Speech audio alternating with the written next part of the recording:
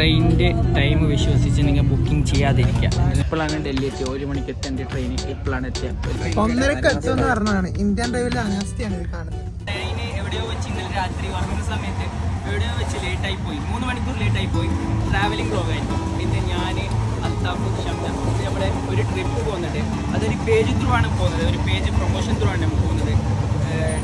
TRIPS Valley എന്ന page നമ്മൾ അതിന് ഭയങ്കര ലേറ്റായി. ഇവിടെ നോയ്സ് കുറച്ച് പ്രശ്നമുണ്ടോ എന്തെന്ന് വെച്ചാൽ ഞാൻ മൈക്കൊന്നും എടുത്തിട്ടില്ല. ഇത് ബ്ലോഗിൽ നമ്മൾ ഫുള്ള് നമ്മൾ ട്രാവൽ സീരീസ് കാണിക്കുന്നതായിരിക്കും. എന്തെന്ന് വെച്ചാൽ നമ്മൾ കാസർഗോഡ് നിന്ന് ഇന്നലെ രാത്രി വണ്ടി, ഇന്നലെ മിഞ്ഞാന്ന് രാത്രി നമ്മൾ വണ്ടി കയറി.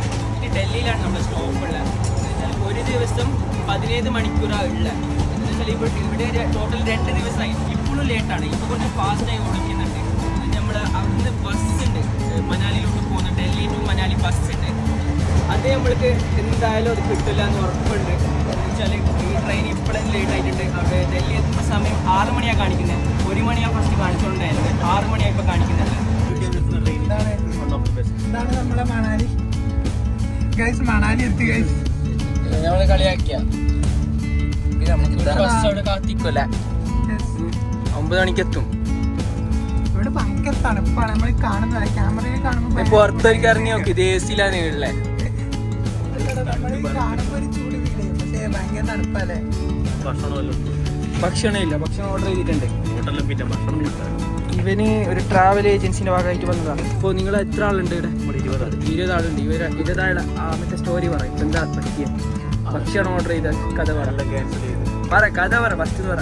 ഫസ്റ്റ് നമ്മള് 10 മണിക്ക് ആഗ്രഹം എത്തുവാണെങ്കിൽ ഫുഡ് ഹോട്ടലിൽ തന്നെ ഫുഡ് കൊടുക്കാനാണ് പ്ലാൻ ചെയ്തത്. ഫുൾ ഓർഡർ ചെയ്തിട്ടുണ്ടായിരുന്നു. ഫുൾ ഓർഡർ ചെയ്തു. അപ്പോൾ ഇപ്പോൾ മംഗള ആയതുകൊണ്ട് എല്ലാം അവര് വിളിച്ച് പറയുന്ന ഫുഡ് കിട്ടിയിട്ടില്ല. ഇപ്പോൾ IRCTC ഫുഡ് കഴിച്ച് എങ്ങനെയെങ്കിലും റൂമിലെത്തി ബാത്റൂം പോകും.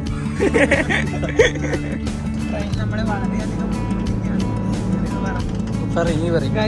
ട്രെയിൻ നമ്മളെ വളരെയധികം ബുദ്ധിമുട്ടിക്കാണ്. കാരണം ഓൾറെഡി ലേറ്റ്. നിങ്ങൾ എന്തിനാ പോകുന്നത് ഡൽഹിക്ക്? എക്സാം എഴുതാനല്ലേ?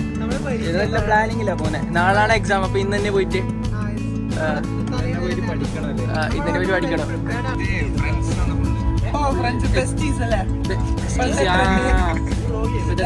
കോളേജിലെ റോമിയോ ആണ്.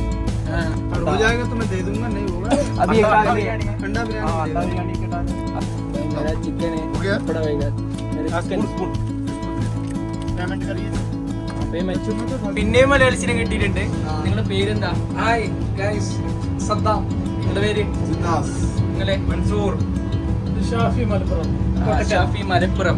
നിങ്ങളെവിടാ? ആലുവ. എവിടെയാ പോന്നെ? ആലുവ. ഞങ്ങള് കാശ്മീറാണ് പോകാൻ ഏറ്റവും കൂടുതൽ ഉദ്ദേശിച്ചേക്കണത്.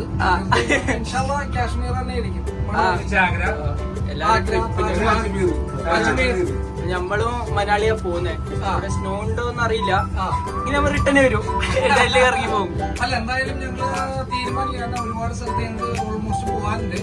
എന്തായാലും ഞങ്ങള് ഈ പറഞ്ഞ മണാലി ബാച്ചിലർ ട്രിപ്പ് കാണിക്കാൻ വേണ്ടിയാണ് അയാള് വന്നത്. അപ്പൊ ഗൈസ്, നമ്മളിപ്പോ പെട്ടിട്ടുണ്ട്. പെട്ടിനെന്ത് ചോദിച്ചെങ്കിൽ ഇപ്പൊ മഴ വന്നിട്ട് പെട്ടിട്ടാണുള്ളത്. അടുത്തും പോവാൻ കഴിയാത്ത അവസ്ഥയിലുള്ളത്. എന്താ ഷംനക്ക് പനിയാണ്. ഓക്കെ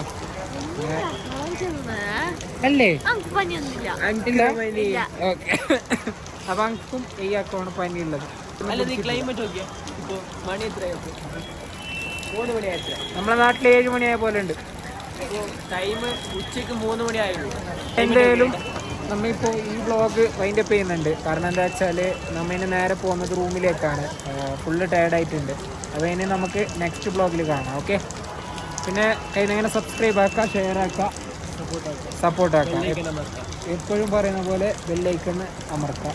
പിന്നെ മെയിനായിട്ട് പറയാനുള്ളത്, നമ്മൾ കുറേ നാൾക്ക് ശേഷമാണ് വ്ളോഗ് ചെയ്യുന്നുള്ളത്. പിന്നെ ഞങ്ങൾക്ക് വ്ളോഗ് ചെയ്യാൻ നിങ്ങൾ ടൈമൊന്നും കിട്ടിയിട്ട. പിന്നെ നമ്മളെ മുത്ത് ഇതാ ഇൻസ്റ്റാഗ്രാമിൽ ആക്റ്റീവായിട്ടുണ്ട്.